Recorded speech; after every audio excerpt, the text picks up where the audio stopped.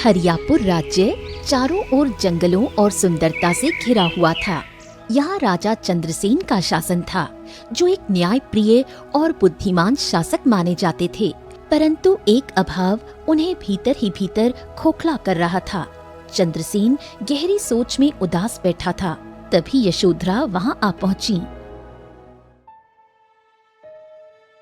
क्या बात है स्वामी, आप इतने उदास क्यों हैं? तुम अच्छी तरह से जानती हो यशोधरा कि हमारे विवाह को 20 वर्ष से अधिक हो चुके हैं, लेकिन हम अभी तक संतान के सुख से वंचित हैं। हाँ, कभी कभी तो हम सोचते हैं कि हमारे बाद हमारे इस राज्य का वारिस होगा कौन। हमने अपनी तरफ से पूरा प्रयास किया। हमने कई हवन करवाए, यज्ञ करवाए, लेकिन उसके बाद भी कुछ नहीं हुआ। हाँ, कुछ ना कुछ तो करना होगा, वरना हमारा ये राज किसी दूसरे वंश के हाथों में चला जाएगा। इतना कहकर राजा चंद्रसेन वहां से उठकर चला गया। उस रात की नींद उनकी आंखों से गायब थी।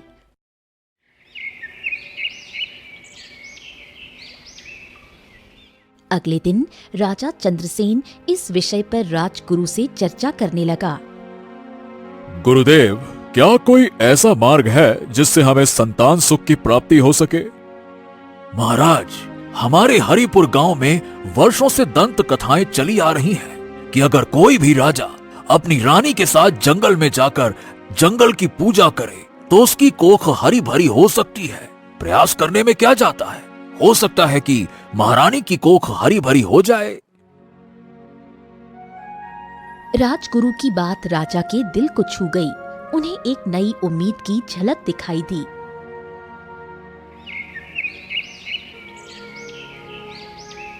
अगले दिन राजा चंद्रसेन अपनी पत्नी यशोधरा को लेकर जंगल की ओर चल पड़े। पूजा के बाद वो दोनों शांत मन से वापस लौट आए। पर यशोधरा की कोख सूनी ही रही। राजा चंद्रसेन की संतान पाने की इच्छा असफल हो चुकी थी। तमाम प्रयासों के बाद भी उन्हें कोई उत्तर नहीं मिला। अब देखिए महाराज, संतान का प्राप्त होना अब मनुष्य के हाथ में तो नहीं है। आपने अपने पक्ष से हर संभव प्रयास कर लिया है। अब आपको खुद को किस्मत के सहारे छोड़ देना चाहिए। यदि आपकी किस्मत में संतान लिखी होगी तो वो अवश्य प्राप्त होगी, और यदि नहीं लिखी होगी तो विश्वास कीजिए, आप दूसरा विवाह करें या तीसरा, आपको संतान नहीं होगी। हाँ राजगुरु, हम कुछ समय अकेले रहना चाहते हैं। अब कुछ दिनों से मेरे मन में राज्य के कार्यों के प्रति भी रुचि नहीं रही। राजन, आप जिस चिंता से गुजर रहे हैं उससे मुक्त होना आवश्यक है, तभी आप पुनः राज्य के कार्यों में ध्यान दे पाएंगे। अच्छा, क्यों ना आप कुछ दिनों के लिए जंगल में शिकार करने चले जाएं। वैसे भी आपने कई दिनों से शिकार नहीं किया है। शिकार पर जाएंगे तो मन भी बहलेगा और चिंता भी दूर हो जाएगी महाराज। राजा चंद्रसेन को ये सुझाव अच्छा लगा। अगली सुबह वो अकेले घोड़े पर सवार होकर जंगल की ओर निकल पड़े। शाम ढलने लगी, पर कोई शिकार उन्हें नहीं मिला। थककर राजा चंद्रसेन एक वृक्ष के नीचे बैठ गए। ओहो, सुबह से भटक रहा हूं पर एक भी शिकार ही नहीं मिला। क्या इस जंगल से सारे पशु लुप्त हो गए हैं? अब तो महल लौटना भी जोखिम भरा है। काफी देरी हो गई है। अच्छा तो यही होगा कि रात यहीं बिता लूं। राजा चंद्रसेन आंखें मूंद कर लेट गए। तभी एक तेज धमाके से उनकी नींद खुल गई। राजा चंद्रसेन ने देखा कि पास ही एक तालाब के किनारे घनी झाड़ियों में रंग बिरंगी किरणें चमक रही थीं। ये कैसा दृश्य है? राजा जैसे ही उसके पास गया तो वो आश्चर्यचकित रह गया। वहाँ एक विशालकाय तितली घायल अवस्था में थी। उसके पास एक नवजात कन्या रो रही थी। इतनी बड़ी तितली और ये नवजात कन्या, ये तो अत्यंत सुंदर है। तुम राजा चंद्रसेन हो? मैं तुम्हें पहचानती हूँ। तुम कौन हो और तुम इंसानी आवाज में कैसे बोल सकती हो? मैं चाहकर भी सब कुछ नहीं बता सकती। तुम इतना जान लो कि मैंने इस कन्या को जन्म दिया है। ये असंभव है। तितली किसी मनुष्य की संतान को कैसे जन्म दे सकती है? कुछ रहस्य समय से पहले नहीं खुलते राजन। ये मेरी पुत्री है, इसके प्राण संकट में है। इसे तुम अपने साथ ले जाओ। मेरी ये अंतिम प्रार्थना है। समय आने पर नियति मुझे मेरी पुत्री से फिर मिलाएगी। इतना बोलकर तितली रंग बिरंगी किरणों में विलीन होकर अदृश्य हो गई। नवजात कन्या का रोना थमने का नाम नहीं ले रहा था। वाह वाह वाह वाह वाह वाह वाह, तुम्हारा चेहरा तो चंद्रमा की तरह चमक रहा है। आज से तुम्हारा नाम चंद्रलेखा होगा। अरे अरे, रो मत रो मत रो मत, अब हम तुम्हारे पिता हैं। राजा चंद्रसेन उसी रात महल लौट आया। उनके हाथों में नवजात कन्या को देखकर रानी यशोधरा और राजगुरु चकित रह गए। स्वामी, ये बच्ची ये किसकी है? राजा चंद्रसेन सारी घटना बताते हुए बोला। जो कुछ जंगल में हुआ वो शब्दों में समझाना कठिन है, लेकिन इतना जान लो, इस कन्या को मैंने नियति से प्राप्त किया है। महाराज, ये तो अत्यंत विचित्र है, लेकिन कोई बात नहीं। आखिरकार ईश्वर ने आपकी प्रार्थना सुन ली। जब मैंने इसे पहली बार देखा ना राजगुरु, मुझे अपने भीतर पिता का प्रेम उमड़ता हुआ महसूस हुआ। इसका चेहरा तो सचमुच चंद्रमा की तरह चमक रहा है। इसका नाम चंद्रलेखा ही होना चाहिए। अरे मैंने भी तो इसका यही नाम रखा है, चंद्रलेखा। चंद्रलेखा का जीवन एक रहस्य से प्रारंभ हुआ। धीरे धीरे राजा चंद्रसेन और रानी यशोधरा की छत्रछाया में वो बड़ी होने लगी। समय इसी तरह बीतता रहा। बीते वर्षों के साथ चंद्रलेखा अब 20 वर्ष की हो गई। एक दिन चंद्रलेखा अपने महल के बगीचे में अपने पिता राजा चंद्रसेन और यशोधरा के साथ बैठी हुई थी कि तभी एक शेर वहां आ पहुंचा और बुरी तरह से दहाड़ने लगा। यशोधरा, चंद्रलेखा, जल्दी से पीछे हटो। ये शेर अगर और पास आया तो तुम दोनों पर हमला कर देगा। जल्दी करो। तभी अचानक चंद्रलेखा की आंखें नीली हो गईं। उसके चेहरे पर गंभीरता उतर आई। ठहरिए पिताजी, अपनी तलवार म्यान में रख लीजिए। ये शेर हमें मारने नहीं बल्कि मदद मांगने आया है। चंद्रलेखा, ये तुम क्या कह रही हो? मैं बिल्कुल सही कह रही हूँ माँ। एक बात मैंने आपको बचपन से नहीं बताई। मुझे जानवरों की भाषा समझ में आती है। इतना कहकर चंद्रलेखा बगीचे की एक झाड़ी के पास चली गई। उसने एक पत्ती तोड़ी और उसे पीसकर शेर की टांग पर लगा दी, जहाँ से हल्का रक्त बह रहा था। भागते समय तुम्हारे पैर में कांटा चुभ गया था, इसी वजह से तुम्हें दर्द हो रहा था। अब तुम कुछ ही दिनों में ठीक हो जाओगे, लेकिन अब तुम जंगल चले जाओ, यहाँ मत आना, नहीं तो इंसान तुम्हें मार डालेंगे। शेर सिर झुकाता हुआ दौड़कर वहां से चला गया। राजा चंद्रसेन और रानी यशोधरा की आंखों में आश्चर्य ठहर गया। चंद्रलेखा मुस्कुराती हुई अपने कक्ष की ओर चली गई।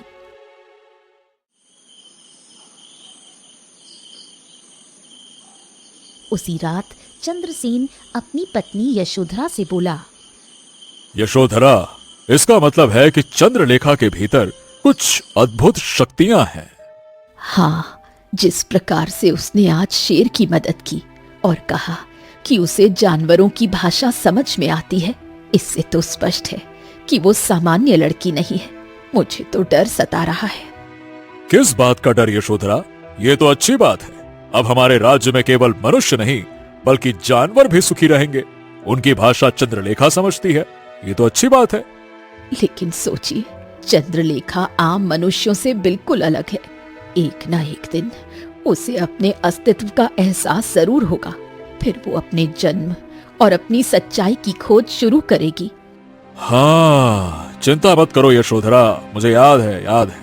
उस विशाल तितली ने मुझसे साफ साफ कहा था कि नियति एक दिन उसे चंद्रलेखा से जरूर मिलाएगी। लेकिन देखो रानी, अगर हमने चंद्रलेखा को सच्चे हृदय से बेटी जैसा प्रेम दिया है ना, तो वो हमें कभी छोड़कर नहीं जाएगी।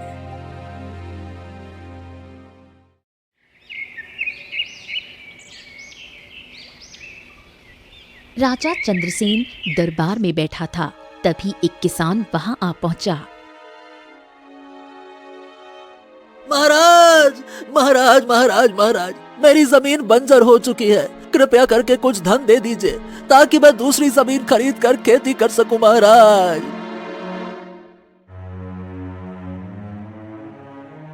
अगर तुम्हारी बंजर जमीन फिर से हरी भरी हो जाए तो कैसा रहेगा? हाँ, राजकुमारी, इससे अधिक प्रसन्नता की बात भला क्या होगी? वो जमीन तो मेरे पूर्वजों की निशानी है राजकुमारी। पिताजी, मैं इस किसान की जमीन को देखना चाहती हूँ। तुम्हें वहां जाना है? ठीक है, लेकिन हम भी तुम्हारे साथ चलेंगे। कुछ ही देर में राजा चंद्रसेन और राजकुमारी चंद्रलेखा उस किसान की जमीन पर खड़े थे। तभी चंद्रलेखा की आंखें नीली हो गईं। उसने जमीन पर हाथ रखा और कुछ ही पल में वहां हरियाली उगने लगी। देखते ही देखते पूरा खेत हरा भरा हो गया। हाँ हाँ महाराज, महाराज, ये तो चमत्कार हो गया। राजकुमारी ने तो मेरी जमीन को हरी भरी कर दिया। महाराज, इस तरह से तो हमारे राज्य में कभी अकाल ही नहीं पड़ेगा। चंद्रलेखा, ये तुमने कैसे किया? पिताजी, पता नहीं, जब भी कोई मुसीबत में होता है, मेरी अंतरात्मा से एक आवाज आती है और मेरा मन कुछ करने को कहता है। जब मैं वैसा करती हूँ तो सामने वाले की मुसीबत दूर हो जाती है और जब उसकी तकलीफ कम होती है तो मुझे बहुत शांति मिलती है। ऐसा मेरे साथ क्यों हो रहा है मुझे नहीं पता, लेकिन विश्वास कीजिए, मैं स्वयं बहुत गहरी चिंता में हूँ। कोई बात नहीं पुत्री। अब देखो, मुझे तो प्रसन्नता इस बात की है कि दूसरों की तकलीफ कम करके तुम्हें शांति मिलती है। इसका मतलब यह है कि तुम्हारे भीतर जो भी जादुई शक्तियां हैं वो दूसरों की भलाई के लिए हैं। बेटा, इन्हें हमेशा नेक कामों में ही लगाना। हाँ पिताजी, मैं हमेशा दूसरों की भलाई के लिए ही इन शक्तियों का उपयोग करूंगी। लेकिन सवाल ये है कि मेरे अंदर ये शक्तियां आई कहां से? इससे कोई फर्क नहीं पड़ता बेटा कि शक्तियां कहां से आई हैं। फर्क इससे पड़ता है कि तुम इनका इस्तेमाल अच्छाई में करोगी या बुराई में। मुझे पूरा विश्वास है कि तुम अच्छाई में ही करोगी, क्योंकि तुम्हारे मन की शांति तो उन्हीं कार्यों में है ना। चंद्रलेखा कुछ नहीं बोली और अपने पिता के साथ महल लौट आई। धीरे धीरे चंद्रलेखा की चमत्कारिक शक्तियों की चर्चा पूरे राज्य में फैलने लगी। एक दिन राजा चंद्रसेन राज दरबार में अपने मंत्रियों संग विचार विमर्श कर रहा था। तभी वहां एक अजनबी साधु आ पहुंचा। तुम्हारे महल में इतनी बड़ी मुसीबत पल रही है और तुम्हें इसका अंदाजा भी नहीं है। ये तो आश्चर्य की बात है, और तुम खुद उस मुसीबत को पाल रहे हो। ये क्या बकवास कर रहे हो साधु महाराज? बकवास नहीं कर रहा हूं राजन। तुम्हारी पुत्री चंद्रलेखा, जानते हो वो क्या है? अगर समय रहते उसके अंदर की जादुई शक्तियों को खत्म नहीं किया गया तो वो तुम्हारे राज्य का सर्वनाश कर देगी। ये झूठ है। मेरी पुत्री अपनी जादुई शक्तियों का इस्तेमाल केवल और केवल मानवता की भलाई के लिए करती है। अभी कर रही है, लेकिन धीरे धीरे वो अपनी शक्तियों पर नियंत्रण खो देगी और फिर उसके बाद वो तुम्हारे राज्य में तबाही मचाएगी। सुनो, मैं जानता हूं कि वो तुम्हारी संतान नहीं है। मेरी बात पर विश्वास करो राजन, तुम्हारी पुत्री चंद्रलेखा एक राक्षस की संतान है और मैं इसे साबित कर सकता हूं। बस एक बार अपनी पुत्री को राज दरबार में बुला दो। राजा चंद्रसेन क्रोधित हो गया। उसने तुरंत चंद्रलेखा को वहां पर बुलवा लिया, क्योंकि वो सत्य को परखना चाहता था। साधु महाराज, मेरी बात कान खोल के सुन लो। अगर तुम इसे साबित नहीं कर पाए तो तुम मेरे राज्य के नियम जानते हो। इसमें कौन सी बड़ी बात है? अभी देखो, मैं साबित करता हूं। ओम। साधु ने अपना हाथ घुमाया और अगले ही पल रंग बिरंगी किरणों से एक सुंदर आईना प्रकट हो गया। राजकुमारी चंद्रलेखा, ये लो, इस आईने को देखो, तुम्हें इसमें अपना अक्स दिखाई देगा। देखो।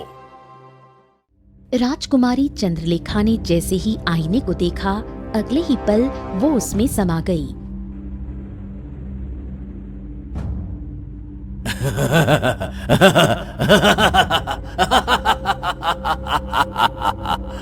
मूर्ख राजा, बरसों से मैं इसी की तलाश में था।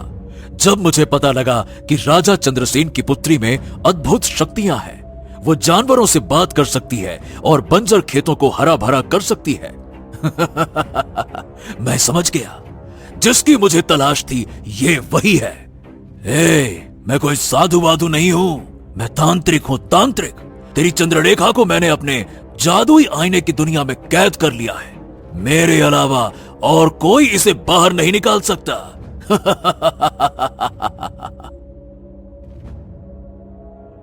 तभी आईने के भीतर चंद्रलेखा की आंखें नीली हो गईं। अचानक कांच चटक कर टूट गया और चंद्रलेखा बाहर आ गई। कांच के टुकड़े चारों ओर बिखर गए। हाँ, अरे ये तो मेरी उम्मीद से कहीं ज्यादा शक्तिशाली निकली। अरे इस आईने से तो बाहर निकलना ही नामुमकिन था, लेकिन इसने कर दिखाया। ओह, इसका मतलब कि ये अपनी माँ से भी ज्यादा शक्तिशाली है। तुम किसकी बात कर रहे हो? ये मत समझना कि मैं हार गया। ओम ह्रीं क्लीं, मैं वापस आऊंगा। इतना कहकर तांत्रिक रंग बिरंगी किरणों से वहां से गायब हो गया। चंद्रलेखा बुरी तरह से विचलित हो गई और अपने कक्ष की खिड़की पर आकर खड़ी हो गई। कुछ देर बाद राजा चंद्रसेन और रानी यशोधरा वहां पहुंच गए। पिताजी, वो तांत्रिक मेरी माँ का जिक्र कर रहा था, जबकि मेरी माँ तो मेरे सामने खड़ी है। मुझे बताइए कि सच्चाई क्या है? कौन था वो तांत्रिक और मेरे अंदर जादुई शक्तियां क्यों हैं? आपने कभी मुझे सब कुछ स्पष्ट क्यों नहीं बताया? नहीं, कुछ मत कहिए। नहीं यशोधरा, अब इस सच्चाई को हम ज्यादा दिन तक छुपा नहीं सकते। हमें यह सच बताना ही होगा। देखो बेटी, यह सच है कि तुम हमारी संतान नहीं हो। बरसों पहले तुम हमें घने जंगल में मिली थी। राजा चंद्रसेन उस दिन की पूरी घटना विस्तार से चंद्रलेखा को बताने लगा। तो मैं एक तितली की संतान हूँ? हाँ, सच्चाई तो यही है। वो एक तितली थी या कुछ और, ये हमें नहीं पता, लेकिन जब मेरी उससे बातचीत हुई तब वो एक विशाल तितली के रूप में थी। चंद्रलेखा गहरी सोच में डूब गई। तो फिर मुझे उससे मिलना होगा। मुझे अपनी सच्चाई जाननी बहुत जरूरी है। लेकिन बेटी, हमें डर है कि तुम कहीं हमें छोड़ कर ना चली जाओ। नहीं पिताजी, आप स्वयं सोचिए, मेरा सच्चाई का पता लगाना कितना आवश्यक है। वो तांत्रिक जो अभी आया था कितना शक्तिशाली था। उसने फिर धमकी दी है कि वो वापस आएगा। इससे पहले कि वो मुझ पर कोई और जादू आजमाए, मुझे अपने अस्तित्व का पता लगाना ही होगा। ठीक है बेटी, जैसी तेरी इच्छा। लेकिन बेटा, तुम अपने अतीत का पता कैसे लगाओगी? मैं उसी जंगल में जाऊंगी जहां बरसों पहले आपने मुझे पाया था। तो मैं भी साथ चलूंगा। नहीं पिताजी, मैं आपके जीवन को खतरे में नहीं डाल सकती। मुझ पर भरोसा रखिए, मैं वापस जरूर आऊंगी। चंद्रलेखा महल से निकल पड़ी। अपने घोड़े पर सवार होकर वो उसी जंगल की ओर बढ़ी जहां बरसों पहले उसका भाग्य लिखा गया था। कुछ देर बाद चंद्रलेखा एक घने जंगल में खड़ी थी। तभी उसके कानों में एक भारी आवाज गूंजी। कौन हो तुम?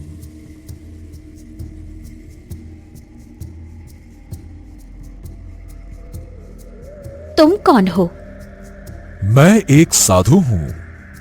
कुछ देर पहले राजमहल में भी एक साधु आया था, लेकिन वो पाखंडी निकला। मैं तुम पर कैसे विश्वास करूं कि तुम सच में साधु हो? तुम मानव नहीं हो। मेरी बात पर विश्वास करो, मैं साधु ही हूँ। मैं अपनी जादुई शक्तियों से देख सकता हूँ कि तुम एक सामान्य मनुष्य नहीं हो। यदि तुम चाहो तो स्वयं पहचान सकती हो कि मेरा स्वभाव कैसा है। ये सुनकर चंद्रलेखा चौंक गई। अचानक उसकी आंखें नीली हो गईं और कुछ क्षणों बाद सामान्य हो गईं। मेरा नाम चंद्रलेखा है और अब मैं जान गई हूँ कि आप वास्तव में एक साधु हैं। लगता है तुम्हें अपनी पूरी शक्तियों का ज्ञान नहीं है। कोई बात नहीं, धीरे धीरे वो शक्तियां तुम्हारे भीतर लौट रही हैं। तुम ये बताओ कि यहाँ क्यों आई हो? चंद्रलेखा ने साधु को पूरी घटना विस्तार से सुनाई। साधु ये सब सुनकर स्तब्ध रह गया। ओह, तो इसका अर्थ है कि तुम उसी परी की संतान हो जिसे वर्षों पहले एक तांत्रिक ने अपने काले जादू से तितली में बदल दिया था। दुर्भाग्यवश वो परी उस समय गर्भवती थी। आप ये सब कैसे जानते हैं? मैंने उस बेचारी परी को बचाने की बहुत कोशिश की थी, लेकिन वो तांत्रिक बहुत घातक तंत्र क्रिया करके आया था। मेरी शक्तियां उसके आगे निष्क्रिय हो गईं। लेकिन अब तुम ही हो जो उसका सामना कर सकती हो। देखो, मैं जानता हूं कि उसने तुम्हारी मां को कहां कैद कर रखा है। राजमहल में जो तांत्रिक आया था वही है जिसने तुम्हारी मां को बंदी बनाया है। उसे शायद ज्ञात हो गया है कि तुम परी की संतान हो। वो वर्षों पहले से तुम्हारे पीछे पड़ा था। तुम्हारी बलि देकर वो और शक्तियां प्राप्त करना चाहता था। मान के चलो कि वो अमर बनना चाहता था। जब तुम्हारी मां ने इनकार किया तो उसने उसे तितली में परिवर्तित कर दिया। मैं वहां पहुंचा और अपनी कुछ शक्तियों से तुम्हारी मां को थोड़ी देर के लिए ओझल करने में सफल रहा। लेकिन जब वो पुनः प्रकट हुई तो वो घायल थी और उसके गर्भ का कोई चिन्ह नहीं था। तांत्रिक ने कई बार पूछा कि उसने अपनी संतान को कहां छुपाया, लेकिन तुम्हारी मां ने कभी नहीं बताया। वो उसे अब भी लगातार प्रताड़ित कर रहा है। जब मैंने दोबारा उसे बचाने का प्रयास किया तो उसने मुझे जादू से बेहोश कर दिया। अब वो एक विशाल गुफा में तुम्हारी मां को बंदी बनाकर रखे हुए है। उस गुफा का प्रवेश द्वार शक्तिशाली मंत्रों से सुरक्षित है, जिसे मैं नहीं पार कर सकता। लेकिन हाँ, मैं तुम्हें वहां पहुंचा जरूर सकता हूं। तो फिर मुझे वहां ले चलिए साधु महाराज। साधु ने चंद्रलेखा का हाथ पकड़ा और अगले ही पल दोनों वहां से अदृश्य हो गए। कुछ ही देर में वो एक गुफा के पास प्रकट हो गए। वो सामने जो गुफा है उसी के भीतर तुम्हारी मां कैद है। देखो, मैं अंदर नहीं जा सकता, लेकिन मुझे विश्वास है कि तुम वो रक्षा घेरा पार कर लोगी। चंद्रलेखा निर्भीक होकर गुफा के भीतर प्रवेश कर गई। भीतर एक विशाल तितली दर्द से करहा रही थी और सामने वो तांत्रिक खड़ा था जो राजमहल में आया था। अच्छा, तो तू पता करते करते यहाँ तक पहुँच गई। लेकिन अब तू यहाँ से बाहर नहीं जा पाएगी। पर यह कैसे संभव है? मैंने जो अभिमंत्रित घेरा गुफा के बाहर बनाया था उसे तो कोई पार ही नहीं कर सकता। तुझे तो वहीं राख हो जाना चाहिए था। ओह, शायद मैं भूल गया था कि तू अपनी माँ से भी अधिक शक्तिशाली है। चंद्रलेखा की आंखें अब नीली नहीं लाल हो गईं। उसकी आंखों से अग्नि शिखाएं निकलने लगीं और तांत्रिक के शरीर पर पड़ने लगीं। ये कैसे संभव है?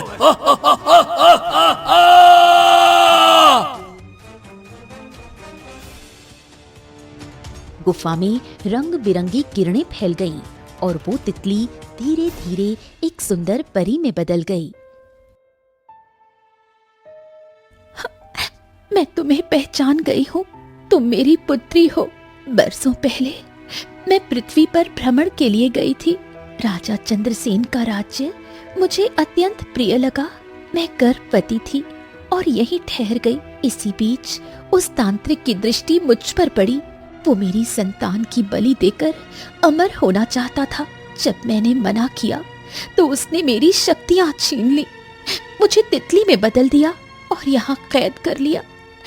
सौभाग्य से एक साधु वहां आ पहुंचा और मुझे उसकी दृष्टि से ओझल कर दिया। जब मेरी चेतना लौटी, तुम जन्म ले चुकी थी और राजा चंद्रसेन मेरे सामने खड़ा था।